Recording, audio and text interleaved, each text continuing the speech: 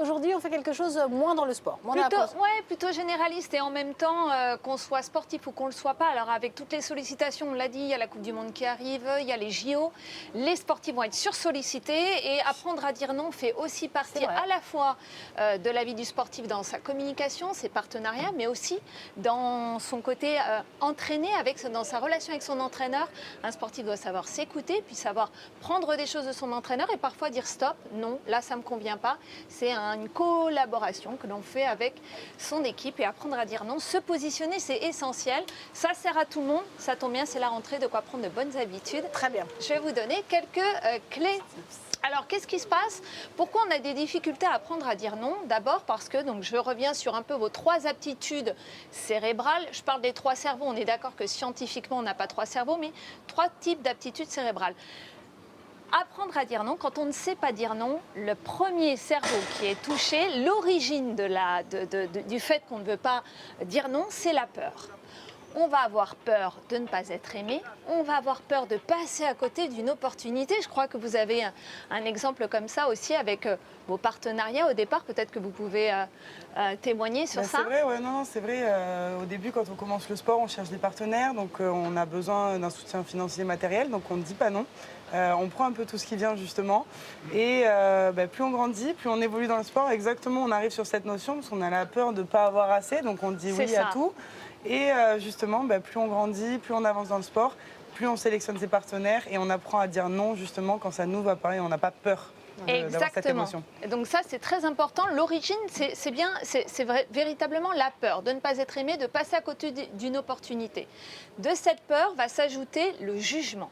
On a énormément de jugement. La personne qui a peur de dire non, elle va se dire, si je dis non, l'autre ne va pas m'aimer, il va penser que je suis méchante parce que probablement que cette personne-là, elle pense aussi ça des autres. Quand on lui dit non, elle se sent rejetée ou elle estime que la personne n'est pas très bienveillante. Donc il y a énormément de jugements avec des peurs et des si.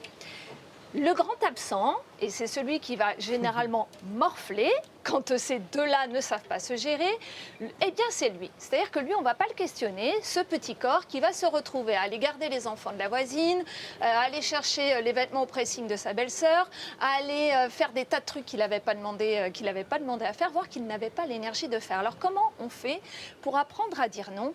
Eh bien c'est assez simple, encore une fois, c'est assez simple. Les réponses sont simples, mais il faut prendre du temps pour bien les mettre en place. Votre cerveau est un muscle d'aptitude et de répétition, donc il faut répéter pour pouvoir changer.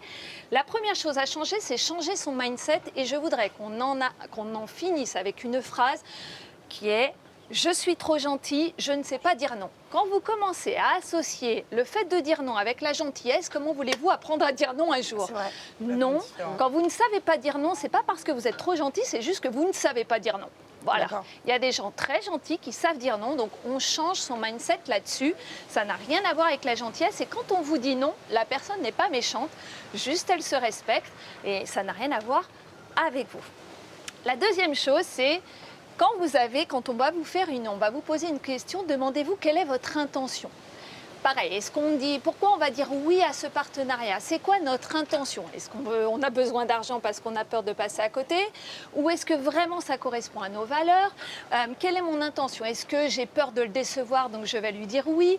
Ou est-ce que j'ai besoin de ce temps-là pour moi, dans quel cas je vais lui dire non? Si vous questionnez votre intention, vous verrez si elle relève de votre peur ou véritablement de quelque chose d'épanouissant. Ça va beaucoup vous guider. La troisième chose, ça va être d'écouter votre corps. Bah oui, demandez-lui à lui s'il a l'énergie et le temps et l'envie de faire ce que vous voulez, ce que ces deux-là veulent lui faire faire parce qu'ils n'osent pas ou parce qu'ils ont peur. Questionner votre corps sera souvent un très bel indicateur pour savoir si vous avez l'énergie suffisante et le temps de faire quelque chose. Et puis la dernière chose, c'est changer la peur. Alors ça, c'est hyper important. Les premières fois où vous allez dire non, commencez à dire non sur des choses simples, des petites choses et dans un cercle de confiance. Et vous allez essayer de changer votre peur par la joie, transformer la peur par la joie d'être libre et de se respecter. Vous verrez que si vous commencez à créer des émotions positives avec le fait de dire non, ça va vous encourager à dire non à nouveau sur des choses plus conséquentes.